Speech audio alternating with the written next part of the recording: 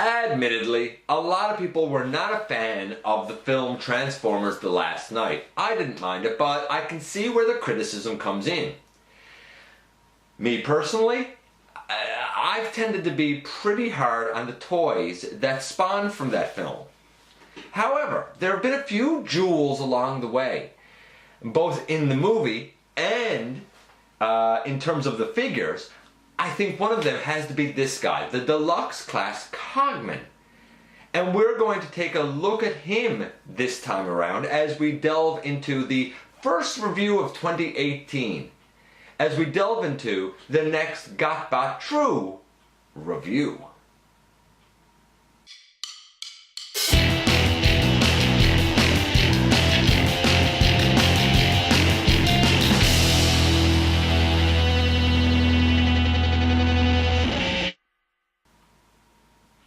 Hey guys, welcome back to the channel. It's great to have you here again. My name is Dennis Moulton, aka GotBot. As always, please like, comment, subscribe, share, check out Machinery of Man, the Everything Factor, let the world know about me, check me out everywhere, and stick around, see what it is that catches your interest. We're going to talk about Cogman today. Now, it's kind of strange. Technically, this guy obviously falls into the film figures, but in essence he's really a Titan's Return figure because he does have a Titan Master, he does have that kind of interconnectivity with that line. So in a way I kind of see him as a nice top off to both of those sections of the franchise, we'll say. And I think that part of what gives this guy such good quality is the fact that he does have that Titan's Return slant to him. We're going to take a look at his box first, then his accessory and his Titan Man. We're going to cover everything. So let's get right into it. Here's the box. I mean, it's your standard Premier Edition box. Cogman down here on the front. I didn't think we were really going to get this guy around here. I'm so glad we did. You know, product shots on the back. And he is described as an intrepid protector, which is probably pretty accurate to the way he sort of keeps watch over Sir Edmund Burton. Let's move on and look at his accessory next, which is actually pretty fantastic in and of itself.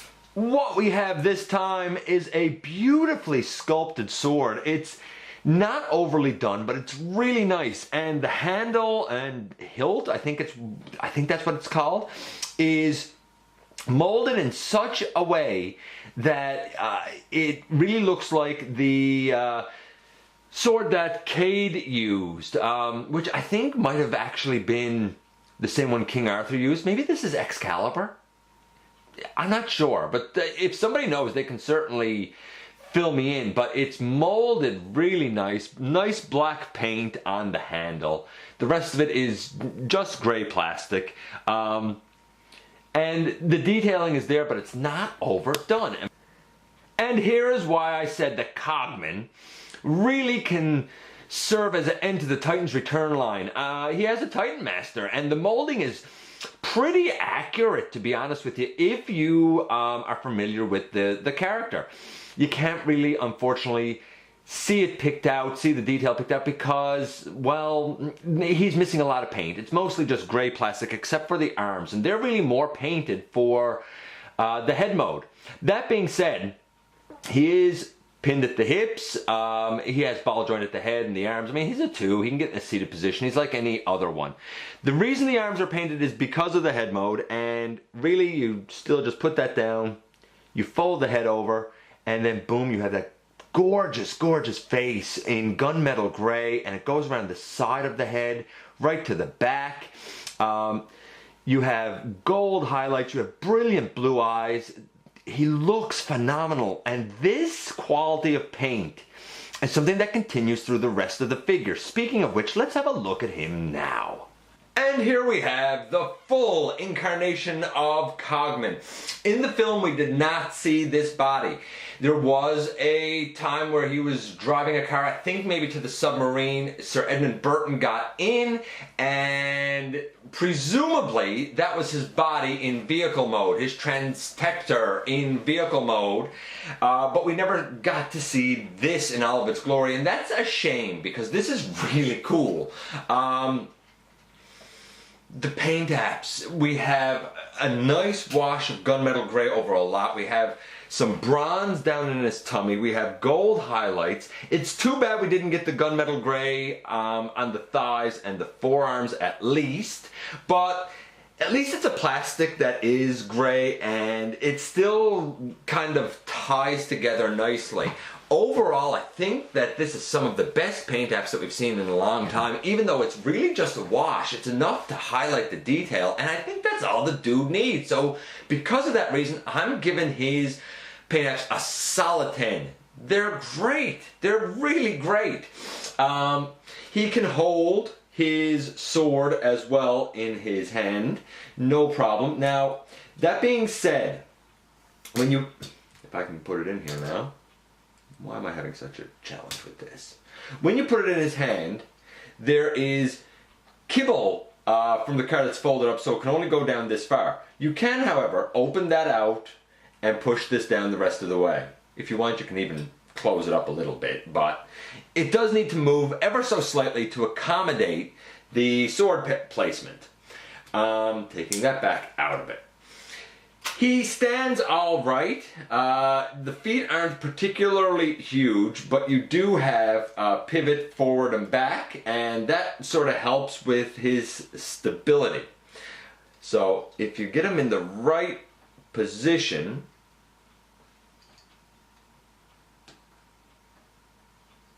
if I can do it, then he looks pretty great. And that's probably not the best pose, but whatever. So, very strong start for the paint apps.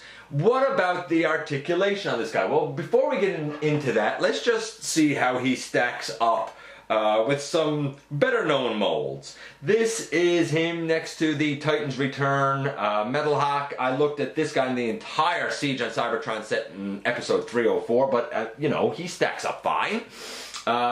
Here he is next to Twin Twist.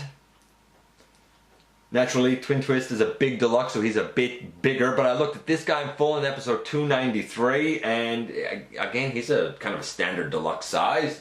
And just for fun, someone I looked at in episode 342 fairly recently, my custom Power of the Primes Jazz. And again, like, you know, the scale works fine. No problem with it at all. Okay, so the articulation for the guy. Well, the head goes left and right, but it does sort of hit off of the backpack when it's pegged in a little bit, which is unfortunate. It's a fairly solid connection. He can do a little bit of the quizzical dog look. He can look down a little bit, and up is just really a bit of a wiggle. These shoulder pieces, they can move up and down. So if you want, you can have them down all the way. If you're inclined, you can have them up all the way. It's sort of your call. I will say this though, with them up all the way, I really feel like that there's remolding that could be done here to give us an absolutely stellar looking G1 crosshairs. Because of course he sort of has these bits out to the side. Naturally there'd have to be a reshell done here, but I think that the bones of this guy would work really good for that. That being said, the shoulders, they can go all the way around. You might have to move the shoulder pad out of the way a little bit to accomplish it around the chest, but even with that all the way out, you have quite a free range on the shoulders. The arms, they can come out to the side. I think on a ball joint there's a transformation hinge that allows you to get it up a bit more, and that's on both sides. It works pretty fantastic. He has a nice smooth bicep swivel. He has an elbow to 90 degrees, no problem. He can get his arm across his body respectably well. I don't think we have, no, we don't have a waist. Slightly unfortunate. His legs can go out to the side that far. So it's all right. It's not stellar, but it's all right. He can kick forward very nicely. He can kick back very nicely. He has, he has a thigh swivel, which is effective.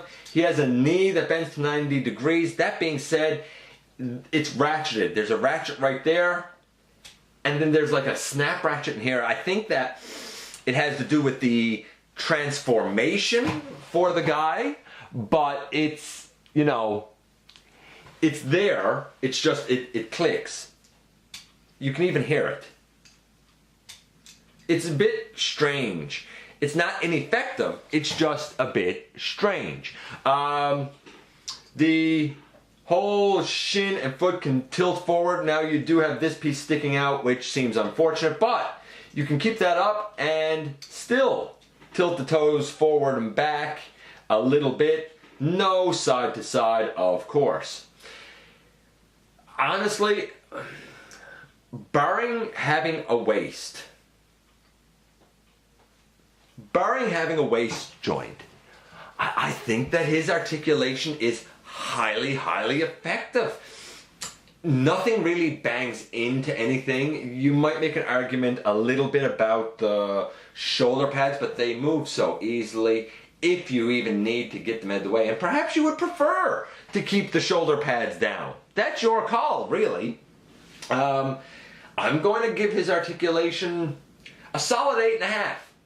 Maybe even an 8.75. So we have a 10, we have an 8.75. Cogman is scoring really well. And I'm more shocked than anybody. Okay, so let's jump into the transformation and have a look at this guy. So naturally, we begin by removing his Titan Master. Take that out of the way. I guess you could put it in robot mode. There's a bunch of things we can do here that are like easy bits to sort of help set us up later on to make life less challenging. First, if we come to the side here, we can flip that out and flip the hand all the way back. So you flip out this little piece that was under his arm and you flip the hand all the way back in. You straighten the arm up and you have a gray rectangular tab here. It goes up into a little kind of crevice in the plastic right there to lock this into position. There's kind of the front fender and front door of the car done. We do the exact same on the other side. Open it out, fold that in. He has an Autobot symbol tampographed right there. Now that that's out of the way, we make sure his knees are straight and locked because we're going to need that done. Now, here's the one thing that I'm not going to say bothers me. It's just it's a little tight on mine, a little too tight. I think that it is just my copy. I don't think it's a widespread issue. This chest flips out and up. It's on a gray hinge in here. I don't really quite have the clearance, so it tends to pop off. Now it's just kind of a friction hinge, so it's easy to pop the chest back on. But my advice to you is, if you find this gray hinge tight to the point where the chest might pop off, when you do the conversion, actually hold on to that hinge. Make life easy on yourself. So I start to bring this out, bring it up on the hinge, try flipping it out, and mine just came off. That being said, if yours pops off like mine and you find it a nuisance, you can leave it off and you still have beautiful molded detail all down and underneath. Anyway, you almost don't really need the chest plate, but nevertheless, I will get this back on and we will continue. Now, assuming that your Cogman's chest piece doesn't pop off like mine and actually has a good hinge that clears things, then he should look like this. That's kind of up over where his face was. Again, I don't think I'm going to really hold it against him in terms of transformation because I think that it's just a variance with my copy. Maybe I'm wrong, maybe it is widespread, but I don't believe that's the case. So, we have all of that up. Then we turn the guy around and we come back here. We can pick off the kind of roof and windshield section, and then we have this in here. This is going to be his hood, and I was the longest time trying to figure out what to do here. You have a little nub in between two I guess little starts up here. That little nub is what solidifies this backpack into place. You need to pull that out. Granted, it's not particularly comfortable doing so. Here, you can even hinge, you can even use this hinge here and get the whole hood, or sorry, roof and windshield and rear windshield out of the way so that you can deal with the whole hood section here a bit better. You need to pull that off, and you need to kind of pull the whole hood out. There's like a little gray, I guess, connection in here. The hood pushes in, it pulls out to transform, and in doing so there's a little gray tab that kind of solidifies it in place. Once you have it pulled out, and it is a bit tight, I don't really like the fact that this turned around, because I'm slightly nervous that I might end up pulling it off at some point, but it hasn't happened to me yet.